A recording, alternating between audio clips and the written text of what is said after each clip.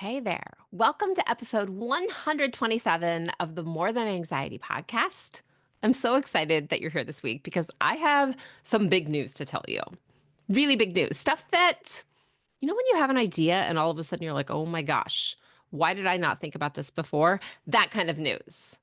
So, I want to start by talking a little bit about the power of community and support when you're struggling with anxiety. If you've not been here before, if you're like, oh, wait a second, I thought this was about anxiety, it 100% is. And we're going to talk about that today.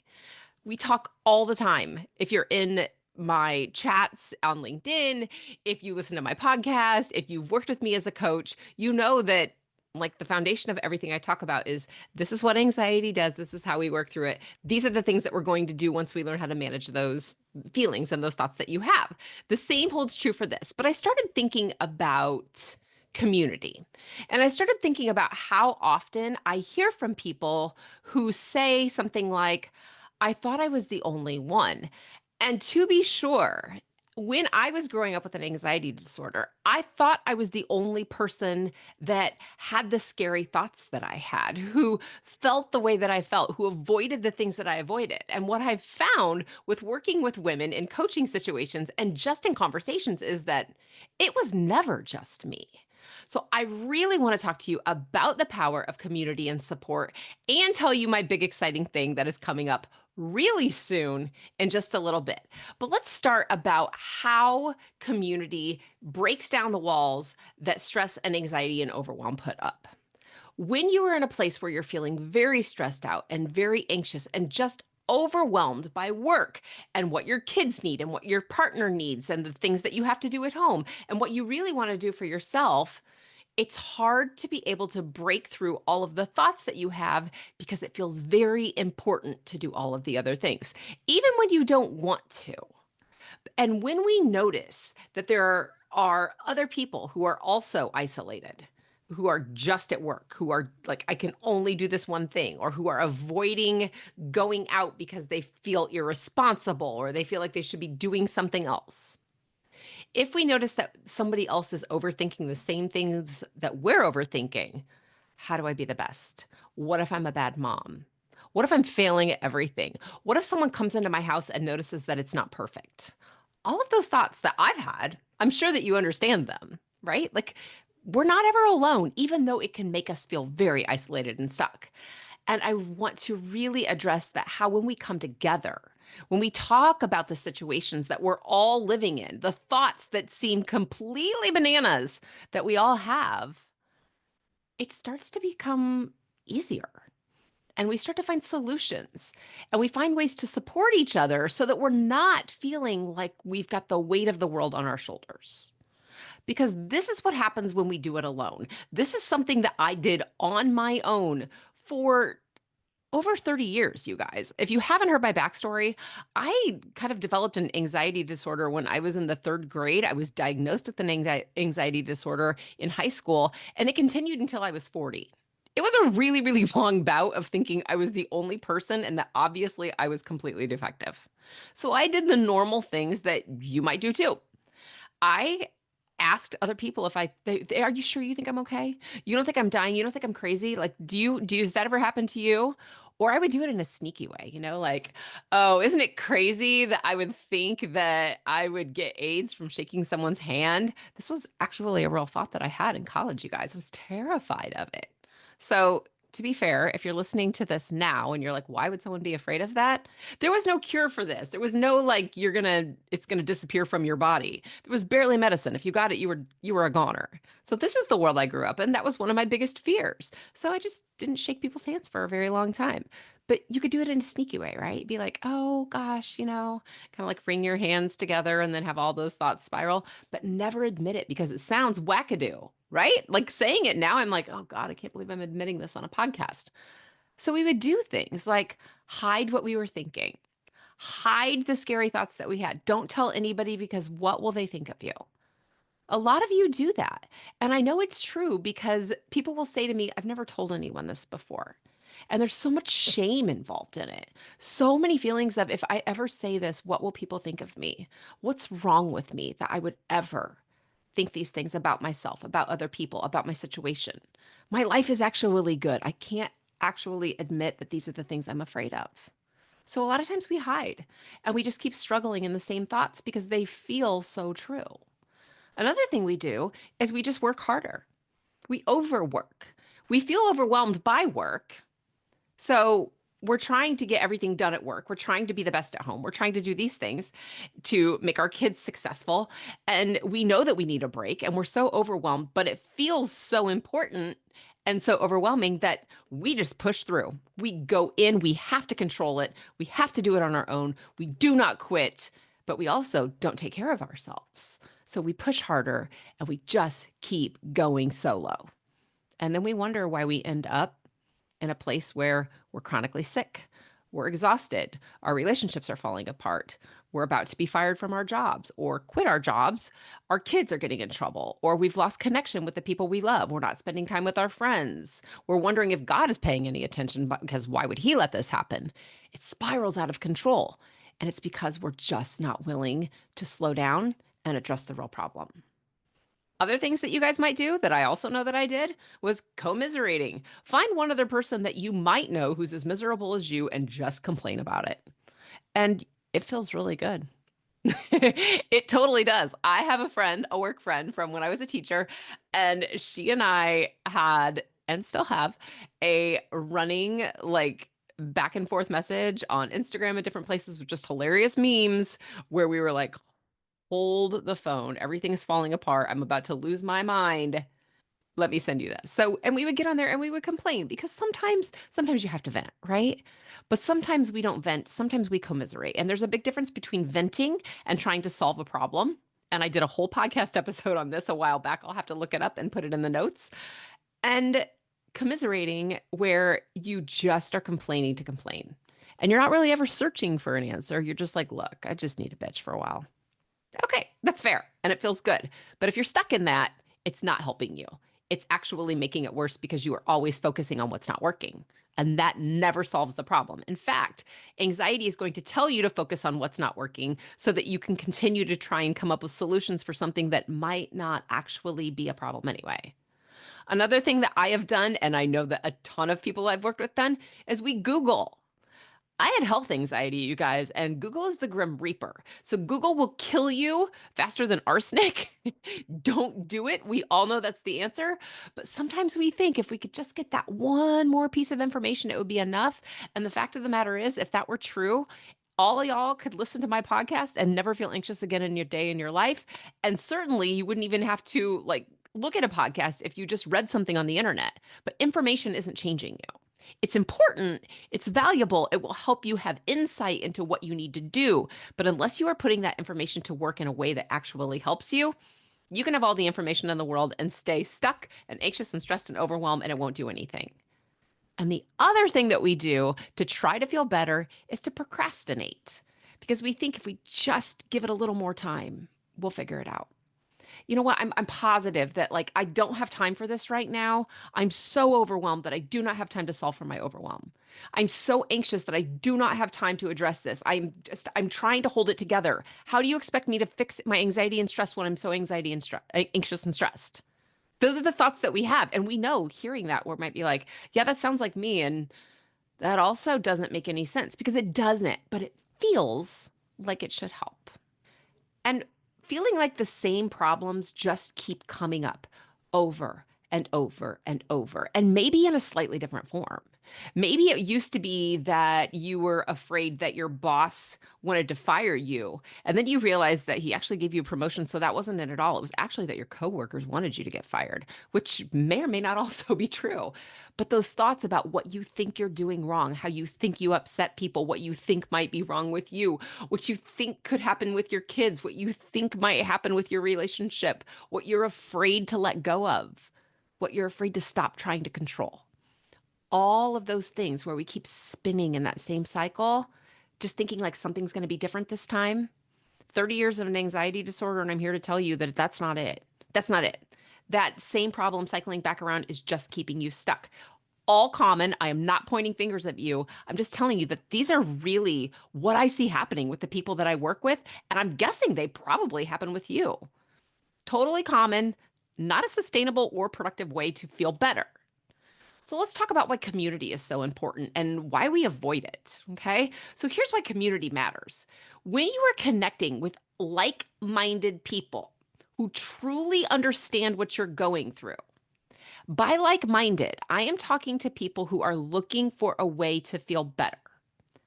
If you are looking for someone to commiserate with, you will find people to do that. And if you are looking for a way to find a way out, to be successful, to have stronger relationships, to know exactly what you need to feel calm, to feel confident, to feel successful, to go out and have a good time, you will find those people too. And it really depends on where you direct your brain. If your brain is always looking for somebody else to say, oh my God, you're right, everything is a dumpster fire, absolutely, you'll find those people. And sometimes we are those people. If that's what you're looking for, you will find it. You won't find it with me because I'm going to offer you a solution here in just a minute. But you'll find it because your brain's designed to look for what you show it to look for. You've got this whole system in your brain called the reticular activation system that says, oh, you want to see a purple Jeep? Scan, scan, scan. Suddenly, everybody's got purple Jeeps. You had no idea. You want to find somebody that wants to show you everything that's going wrong in politics or with climate or with your kids or with the school systems or with corporations or anything else, you'll always find it. Everybody's talking about it, but you don't have to stick with that. You can choose something else. Community also matters because we have shared experiences that we think are just ours that seem really scary and weird. We get to normalize the struggles that we have and start building resilience instead of getting sucked down by that struggle. Start noticing that, like, oh, well, what worked for you? I'm going to try that. You know what? That didn't work exactly for me, but I did figure something out. And every time we notice that it didn't fall apart, I actually learned something. It's 1% better than it was yesterday. You grow your resilience and you grow your confidence to try the next thing that feels a little scary right now. And maybe a lot scary right now. But you're like, you know what? I'm going to do it. I'm going to do it. I'm going to do it. And you got the community to back you. You can do this. I did it. If I did it, you can do it. And they start to cheer for you. And suddenly you've got like this whole cheerleading squad that you didn't even know about. But if you don't tell them something's wrong, if you don't find those people that are going to support you, you're on your own. You don't want to be on your own with this. You already feel alone, even though you're not. You feel alone. But community also gives you accountability so that if you chickened out, and we're all going to chicken out sometime, right? Let's say that you have to go out and you have to give a presentation or you want to give a presentation to somebody at work about asking for a promotion. And you're like, I don't think I can do this. They're going to think I'm absolutely out of my mind. Who am I to ask for that promotion?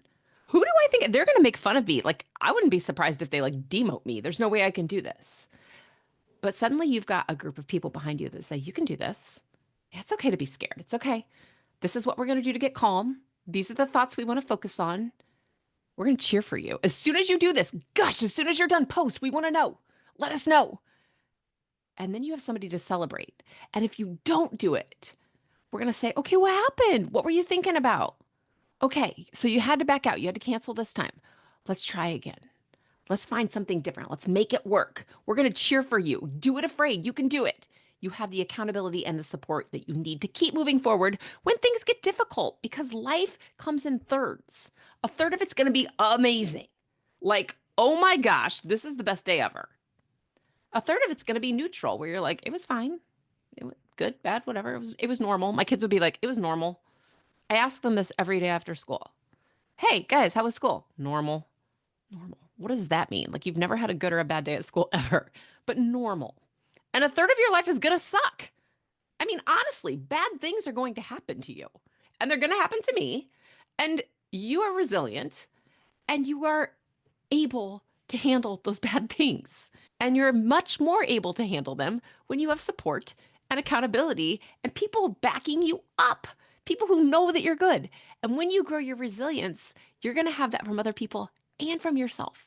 You're going to trust yourself. You're going to be more confident. You're going to be like, oh, yeah, that was really hard. I got fired today. All right, I'm going to sit in this for a minute. I'm going to let myself feel it. And then I'm going to regroup and I'm going to figure out what am I going to do with it. I'm not saying you're going to get fired. I'm saying that bad things happen sometimes, and you are capable and resilient and strong enough to do it, especially when you have a community that's helping you. Okay, so let's talk about what this looks like. What the heck is the thing going? I'm sure you figured out I got a thing going on, right? I've created a community and I want you to be a part of it. The name of the community is Ambitious Overthinkers Anonymous, AOA. I like it. I mean, it sums it up. It's quick and easy. We'll call it AOA, but it's Ambitious Overthinkers Anonymous. This is what you're going to get when you join me in this group. You're going to get me in my teacher hat. I was a teacher for 20 years before I was a coach. And you're going to get me with my coaching hat. You get the best of my teaching and the best of my coaching. All of it's going to be recorded. And that means if you have a dentist appointment during something, or if you're like, oh my gosh, we got called into this meeting, my kid is throwing up, whatever it is, if you got to miss, no problem. It's going to be recorded. You can watch it later on that day, later on the weekend, or you can go back and watch it 10 more times if you want. Every week, you're going to get a live lesson on Monday where I'm going to introduce a topic. And we're going to start with what the heck is happening inside of my body when I feel anxious and stressed. And we're going to talk about, hey, I'm going to teach you everything you need to know to understand the topic. Then we're going to regroup on Wednesday and we're going to do a Q&A and kind of some group coaching on that topic. What do you think? What did you learn? What are you unclear on? What are you noticing? What's coming up for you? What questions do you have? And then I'm going to spotlight some people here and there where I say, okay, this week on this Wednesday, Becky is coming in and she asked to be coached on this problem. And I'm going to do live coaching in the group. Now, how does this benefit you if you're in a group? Like, what if Becky's problem isn't my problem? Here's the thing about coaching. We all have very similar issues, even if our thoughts aren't the same. So when you hear this other person get coached, you start applying those questions to your own situation. And suddenly you're solving problems in a different way without waiting for somebody to tell you what to do because you start to look at your own thoughts, your own behaviors, and to choose to change them on your own. This is group coaching. So every once in a while, we're going to pull somebody for some spotlight coaching and you get coached in here. So we've got teaching, we've got coaching, and we got fun because it's really, really hard to be anxious when you're having fun. The thing about anxiety is that when you're thinking about it being scary, all those feelings in your body are terrifying. But when you think about anxiety as, I'm so excited, it's actually fun. It's very, very hard to be anxious if you're playing hopscotch, or if you're out kicking a soccer ball around, or blowing bubbles, or trying to do cartwheels, or painting, or doing anything else that sounds fun to you. You get to decide what it is. But we're going to have fun totally intertwined in this because it has to. So that's going to happen. You're also going to have an interactive chat and forum. And that's going to give you the opportunity to go in and say, hey, you guys, I've got this thing happening right now. I need some backup. And then people can come in and comment and say, hey, what are you already doing? I can pop in and say, all right, let's talk about what you're thinking about. What do you want to think instead? What do you want to do? What do you need to hear to know that you can do this? You're going to have people saying, I know you can do it. Here's a hilarious meme. Go laugh for a minute. Here's what happened to me today. Hey, I've been through this before. This is what worked for me. But you're going to have that interactive forum and chat for 24/7 support. You're also going to be able to ask questions and get the encouragement that you need so that you can say, oh my gosh, I'm going into this meeting. I think I'm going to throw up. I have hives all over my neck. People are going to think I'm crazy. Hold on. Everything's fine. So we got fun activities. We've got live lessons. We've got group coaching. And down the road, we're going to do things like book studies, maybe a retreat, maybe some other really fun stuff that I haven't even thought of yet. And I am taking suggestions. This is a community. We get to ask for what we need. I'm going to give you proven strategies and practical tools and expert coaching in this group with some women who are just like you. This is designed for busy women who are high achieving, who are trying to balance everything, who are 18 and over. Now, if you are listening to this podcast episode and you are a high schooler and you're like, but I'm 17, hang tight, you'll be 18 soon. I want to make this a place that is private and focused on adults right now. So I know I have some teenagers that listen to my podcast and I love you and you deserve all the support in the world. And I'm not saying that in the future there will not be a group for teenagers, but right now this group is specifically for high achieving adult women. If you do not fall into the high achieving adult woman category, I'm sorry, but you can always talk to me about one-on-one coaching because that's something that I do regularly anyway, that I've been doing for quite some time. This is just a new thing that I've got going. So I want you to think about this for a minute. I want you to think about where you are right now. And maybe it's like, I don't want to think about where I am right now. There's too much going on in my life and I can't handle it. It sucks. Or I don't know if this is for me. I just am like, everything feels really heavy and I'm so tired. I don't know if I can fit anything else in. That's okay. That's okay. If that's where you are, that's where you are. But I want you to think about what it would be like if you didn't feel that way. What would it be? What would it feel like? What would happen in your life if you felt confident? Not to tell people that, yeah, I'm confident, but to really feel it. Like, oh, no, no, no, I'm actually sure I can do that. What would it be like if you had extra time on your hands? Like, I didn't know that I would have a day where I could do whatever I wanted. What would you do with that day? What if you actually had the energy to do something besides I would lay on the couch and sleep? Because it's totally fine to take naps. But what if you've been wanting to go do something and you haven't had time and suddenly you did? What if you were focused at work instead of always freaking out about what you were afraid was going to happen and how you were going to get dinner ready and how you were going to do the other things? What would that be like to actually be able to focus on what you're supposed to be focused on? Or to not feel like you're going to pit out your shirt every time you talk to your boss, where you're like, no, I'm actually know how to calm myself down and I'm not thinking those things anymore. I want you to think about that because all of this is possible. I want you to think about what it would be like to decide. Yeah, like just decide, make a decision. For me, I will be the first to admit, do not give me a menu with multiple pages because I'm going to sit there and I will wait until I am absolutely forced to decide what I want for dinner. My sister-in-law once told me, always go with your first guess and put the menu down in 30 seconds. Decide. What would it be like to be able to decide and stop overthinking? What would it be like to set healthy boundaries with your coworkers, with your kids, with your neighbors, with your siblings, with yourself? What would it be like to have those boundaries so that you could say, no, I know what I meant. I'm sorry, I'm not your person today. Nope, I'm not going to be able to do that. Yeah, I would love to do that. I'm going to have to say no to this other thing. What would that be like? What would it be like if you were thriving personally? Like, I'm talking actual self care. I'm talking about the kind of self care where you're investing in yourself, where you're really making sure that you do eat healthy, where you do move your body, where you do get enough sleep, where you do take care of your mental health, where you do take days to just go outside and take naps. What would that be like? And yes, still go do the other fluffy stuff, right? Like, still get a massage. It's good for you. Still go out and like have a glass of wine with your friends. Yeah, do those things too. But actual self care isn't an event, it's a lifestyle. What would that be like? And what would it be like to thrive in your job? So you had more time for what was important to you. Like, be successful at work, be successful at home, be successful with yourself, and not be overwhelmed because it's 100% possible. And I say that to you because I've done it and I've coached people to help them do it. That's what this group is about. So I want to talk about some objections that might be coming up for you right now, because I know that when I get ready to join something, I got a lot of thoughts about what this is going to be. I'm very skeptical. I'm very much a last person in. Like, I'm never the first person to a trend or to join something. Ever. That's just not me. I don't fall into that category. So I get you. I want to make sure that I talk about this with you because these are the questions I would have. I would be like, oh, okay, Megan, that sounds nice. Moving on. Hold up. I just want to talk about this. One of the things you might be saying is, yeah, I've tried groups before. And you know what? I don't think this is a good thing. I think groups are stupid. I get you. I've been in some stupid groups. Honestly, I've been in some stupid groups. And I've joined groups out of guilt. I've joined groups out of desperation. I've joined groups that I thought were going to be amazing that weren't. I get it. That's a question, right? But this group's different.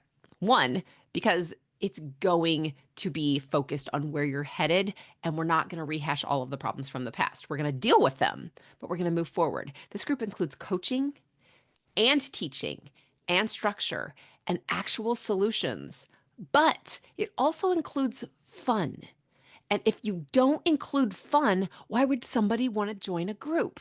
You don't want to join a group that's all information and like bullet points that doesn't give you something that makes you feel good back. I want you to feel successful, and I want it to be a place where you're like, I know that when I go here, I feel good when I leave. Not just I got information. Information is great, but information does not change the way you behave. Knowing more doesn't change what you do or what you think. It has to take insight and decisions and support and accountability and something to make it less scary, and fun makes it less scary. That's a huge difference. Another thought you might have is, I don't have time for this. I already said I was overwhelmed. I brought this up a minute ago. I don't have time. This is super flexible, y'all. I'm recording everything so that if you're going on vacation and you don't want to be like, I don't want to pay for this and then leave for a week, it's okay. It's all there when you get back. If you can't make the time during the actual time, I get you. We're all busy. I want it to be there for you. It's going to be there in the group so that you can go back and you can go into the forums and say, hey, I just watched the video. Can somebody explain what she meant? And you can come the following day and say, hey, can you go back over this and tell me what this was? I missed it. You also have the option of messaging me in the group and saying, in the next video, could you please address this? Because I'm still going to be on vacation. I'm going to watch the video, but I need to ask this question. Absolutely. It's flexible and the recordings are available anytime. Is this actually worth it? I don't know. You tell me what the cost is of staying stressed and overwhelmed.